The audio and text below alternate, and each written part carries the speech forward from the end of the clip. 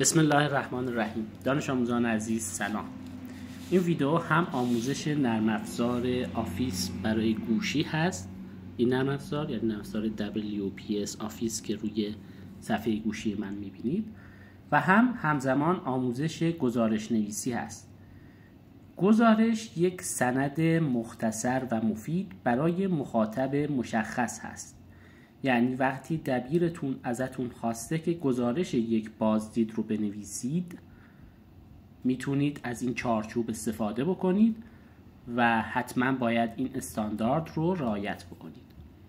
نرم افزار WPS آفیس نرم افزار جایگزین آفیس برای گوشی های اندروید هست. ممکنه روی خیلی از گوشی های شما نصب باشه و اگه نصب نیست هم میتونید به راحتی نصبش کنید. من این نرم افزار رو اجرا میکنم. دفعه اول این صفحه نمایش داده میشه. اگه جیمیل دارید که معمولا روی همه گوشی ها هست، روی این دکمه کلیک میکنید، وگرنه این دکمه در فرصت دیگری رو میزنید. اما خب طبیعتا وقتی با جیمیل وارد بشید میتونید از امکانات اون استفاده بکنید. توی این صفحه ضرب در رو میزنیم. برای ایجاد یک فایل جدید دکمه ایجاد کردن رو میزنیم. وقتی این دکمه رو زدیم امکانات این نرم افزار برامون نمایش داده میشه. این گزینه برای ساخت فایل ورد هست، این گزینه برای ساخت پاورپوینت، این گزینه اکسل و این گزینه PDF. ما برای ساخت یک گزارش باید از فایل ورد استفاده بکنیم. روی این گزینه کلیک میکنیم. در صفحه جدید میتونیم از این قالب ها استفاده بکنیم که البته موضوع کار امروزمون نیست. ببینید این قالب ها به شما امکانات زیادی میده. مثلا میتونید جلد کتاب، جلد مجله یا روزنامه تهیه بکنید و غیره. من گزینه خالی رو کلیک میکنم. یک صفحه سفید مثل صفحه های ورد برام باز میشه. مثل همیشه مهمترین گزینه توی نوشتن ورد این بود که راست به چپش بکنیم. بچه‌ها تنظیمات اصلی این برنامه اولین گزینه توی گوشی من سمت راست هست. اگه گوشیتون زبونش انگلیسی باشه میاد سمت چپ طبیعتا. روش کلیک میکنم.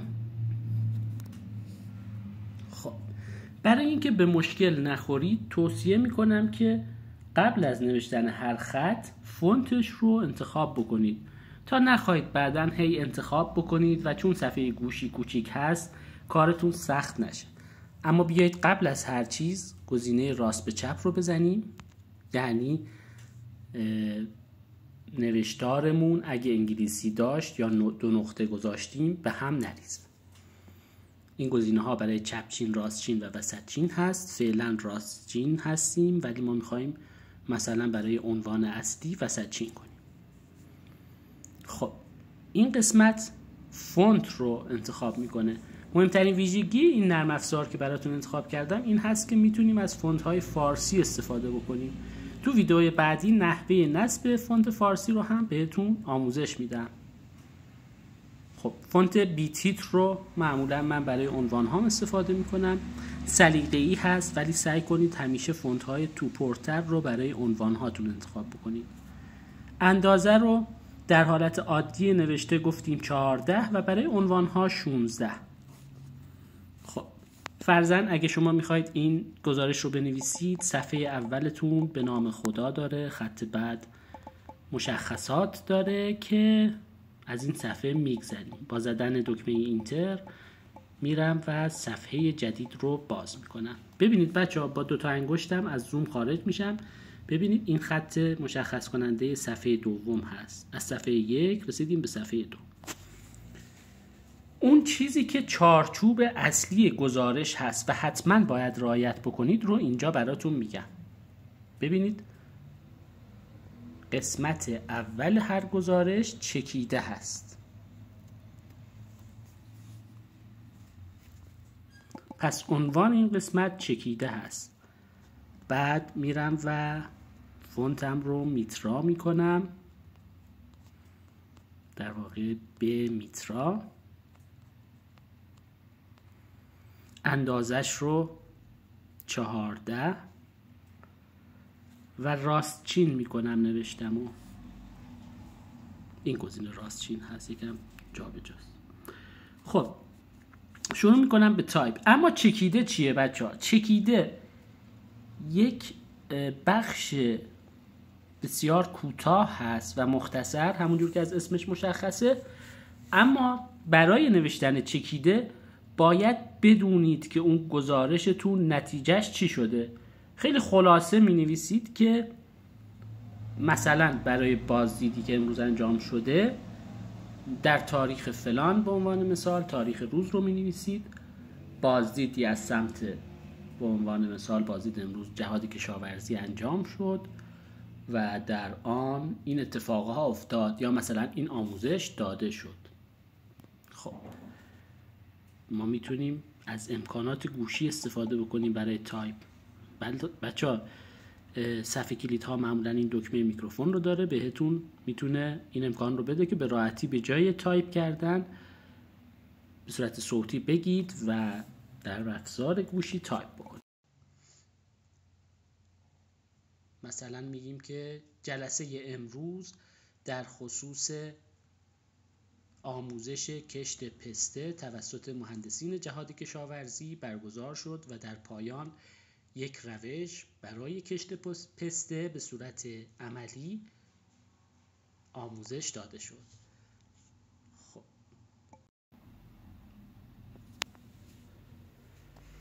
بچه ها میکروفون رو قطع کردم. لازم هست که حتما غلط‌های املاییمون رو بررسی بکنیم وقتی که از میکروفون استفاده میکنیم.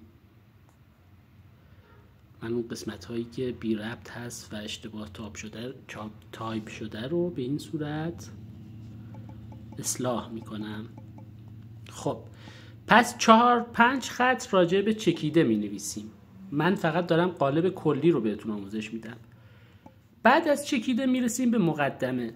میخوام عنوان بنویسم، وسط چین میکنم، فونت بی تیترم رو انتخاب میکنم، اندازه رو همون 16 قرار میدم و عنوان جدید رو می نویسم. مقدمه. بچه ها مقدمه باز دوباره برای نوشتنش فونتم رو 14 می کنم و بینازنین یا بیمیترا و می نویسم. خب اما مقدمه چیه؟ مقدمه نشون دهنده این هست که قصد توضیح چه مطلبی رو دارید. یک کم از چکیده طولانی تره. در واقع در مقدمه شما به جزئیات بیشتری اشاره میکنید. برای جلسه امروز من اگه بخوام مقدمه بنویسم میتونم بنویسم که در راستای درس کار فناوری و برای پودمان، کشت و پرورش و نگهداری گیاهان با استفاده از ظرفیت‌های شهرستان آموزشی راجع به کاشت پسته برای ما ارائه شد. در این آموزش روش‌های کاشت پسته و اصولی که باید رعایت بشه گفته شده است. خب بچه‌ها تازه رسیدیم به بدنه اصلی گزارش. بدنه اصلی گزارش یعنی اون چیزهایی که شما برای مخاطب می‌نویسید و قرار هست اصل گزارشتون باشه. بچه‌ها بدنه اصل گزارش میتونه چندین زیرعنوان داشته باشه. مثلا جلسه امروز چه عنوان‌هایی داشت؟ به عنوان مثال یک اشاره هایی آقای مهندس کردند به روش های کلی کاشت. مثلا من می نویسم روش های، یا بهتره بنویسم که مراحل کاشت نهال. گفته بودند 3 مرحله داشت. مرحله اول تصحیح. خب می نویسیم مرحله اول تصحیح. به همین ترتیب ادامه میدیم. عنوانها رو با تیتر می نویسیم. مرحله دوم کندن کانال. به همین ترتیب شما ادامه میدید. دقت کنید عنوانها با تیتر و بخوایم اگه متن رو بنویسیم دوباره میریم سراغ فونت بیمیترا. این تاکیدها رو میکنم که بتونید استانداردتر فایلتون رو تحویل بدید و انشالله نمره کامل بگیرید.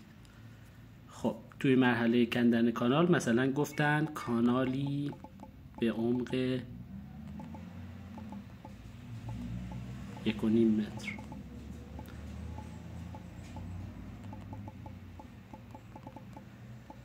میبینید چالش های نوشتن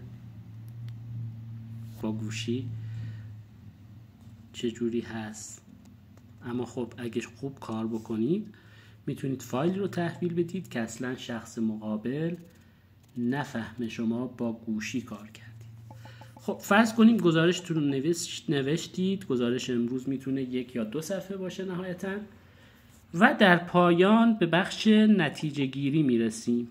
عنوان، باز دوباره تیتر، اندازه 16 یا 18 مثلا، و در این قسمت می نویسیم نتیجه گیری با فونت 14 و میترا. نتیجه گیری گزارشمون رو می نویسیم. شما در نتیجه گیری گزارش می نویسید که در واقع از این گزارش چه نتیجه‌ای گرفتید. مثلا بچه‌ها یکی از نتایجی که امروز بهش دست یافتیم این بود که بهتره برای کشت پسته عجله نکنیم. توی اسفند اگه بکاریم نتیجه بهتری خواهیم گرفت. توی نتیجه گیری شما میتونید حتی پیشنهادات خودتون رو هم بنویسید، هرچند بعضی افراد در گزارش هاشون یک بخش جداگونه برای پیشنهادات مینویسند. هر جا صحبت از بخش شد ما عنوان رو با تیتر نوشتیم و اصل متن رو با فونت میترا. با این نرم افزار میتونید کار کنید با اندروید، اما حتما در آخر فایل رو برای دبیرتون بفرستید و از ارسال فیلم و غیره وقتی که نیاز بهش نیست خودداری کنید. فایل خیلی راحت میشه ذخیره و ارسال بشه.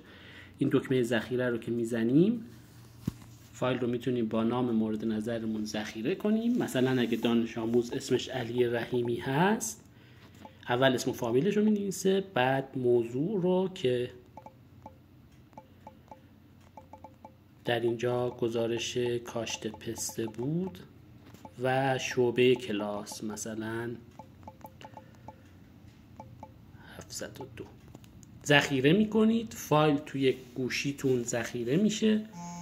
با استفاده از نرم افزار مدیریت فایل میتونید اون رو اشتراک گذاری کنید، یا همینجا این ضرب رو میزنید، برگشت رو میزنید، ببینید نرم افزار خودش قابلیت اشتراک گذاری رو بهتون میده. اشتراک گذاری به صورت فایل رو حتما بزنید و برای من یا دبیرتون بفرستید. اینجا هم خیر متشکرم رو بزنید که پیوند نفرسته.